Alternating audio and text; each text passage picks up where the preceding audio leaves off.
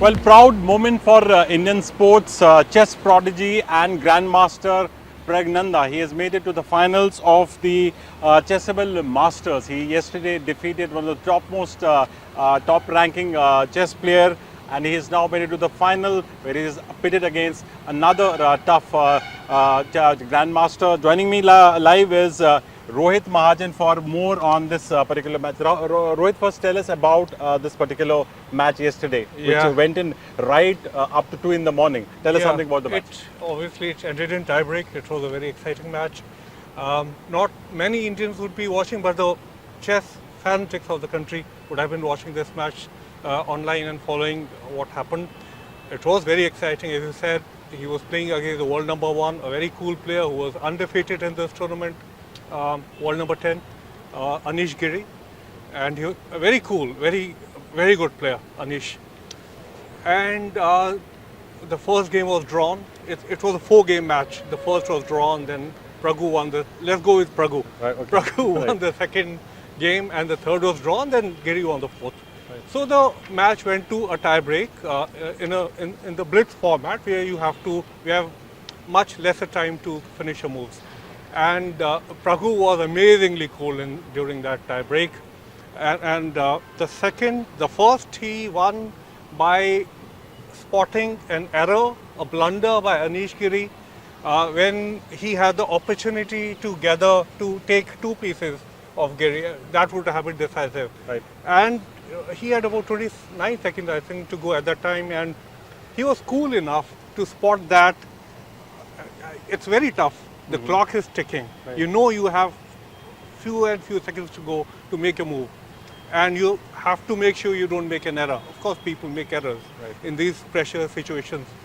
He spotted that opportunity. He took out an important piece, and Anish had to shake his head and resign. Right. The second game, again, the second tiebreak game. Again, Giri had initial advantage. Then in the end game, he made an error. Right. Praggu spotted that again, and he made a brilliant move where he didn't capture one piece, and he preferred to go for another, and that tilted the favor. Anish offered him a draw, which he accepted, though he could have pressed for a win. Right. Also, Rohit, talking about the temperament of this young wonder kid, 16-year-old, becoming a grandmaster, now making it to the finals. Tell us something more about Praggu, his temperament, the way he retains his composure during these important matches. Take us through this young, small 16-year-old.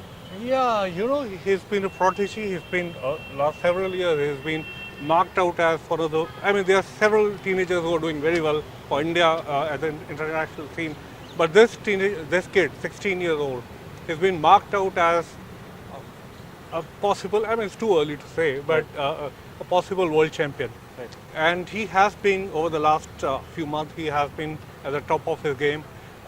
He beat Carlsen earlier this year. This was, and earlier during this tournament also he beat Carlsen. So. He is a he is one in a million. He's a very talented player, and you can hope for much bigger things from him in the future. Right. And also, if we would talk about the final match, tell us who is he pitted against and how difficult this match is going to be for him, for this game is going to be for him. Yeah, it's again going to be tougher. As you know, as the tournament progresses, the pressure increases. All of these are knockout matches.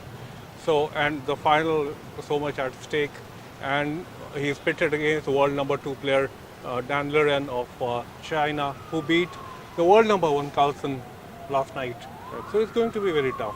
And Praggu can spring surprises. Liren is, again, he played very well yesterday. Right. And so we can hope for at least an interesting match, a competitive match. Nobody can be sure about the result. And also a very cute statement he made after he won this game yesterday.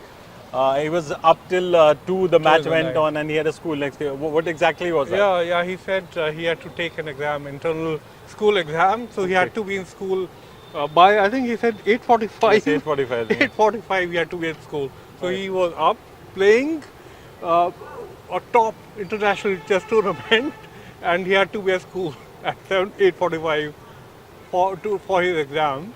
So he said, I hope I don't sleep through that. So that's very interesting. It just shows how a young kid, I mean, in chess that's possible, that Yes. a kid is playing right at the highest level, Right. and again also attending school. And Rohit, what does it mean for the Indian chess? You've been speaking, you have spoken to Viswanathan Anand some time back. You had an interview with him when you spoke about these chess sensations coming up. Yep. The future of Indian chess, what does it mean for that? Yeah, we too have some very good young players in the top 100. Anand, as you said, he spoke very well about them, and Anand was the man who brought the chess revolution in the country, and multiple world champion. But the real spate of youngsters, or the real results of his contribution to chess, of kids taking up chess in the 90s when he was at the top, when he entered the final of the World Championship in '96. So the results were, I think, most visible in the last 10-15 years. We have had a spate of youngsters becoming grandmasters. Right now, I think we have 73 chess grandmasters, which is a phenomenal number, because the number has increased over the last decade. It has really multiplied over the last 10-15 years. So I think we can be very hopeful about chess in the country. One thing that has to be said here is that Anand remains the top Indian player even now. Though he's sort of semi-retired, he's not playing as much, and he's in his 50s, he's not in his best physical shape as well. Physical shape is also very important for chess. Right. So, despite that, he's the top Indian player. It does say something about his abilities, his achievements at the top. Also the fact that Indian players, the players who've been following him, they really need to make an effort to first become the best Indian player and then maybe challenge for the top. There are several players who can do that. Right. So we can be hopeful. So the future isn't that bad for Indian chess. It's good. I think it's good. Thank you so much, Rohit. So we'll keep on providing you details about this final match, which Pragnanda is going to feature in. Rohit is going to provide us further details when the game happens. So all these details will provide you not just on the chess tournament, but also on other sports-related stories. You can log on to our website, tribuneindia.com, and also follow us on our other social media platforms like Twitter, Facebook, and Instagram. Meanwhile, thanks for watching.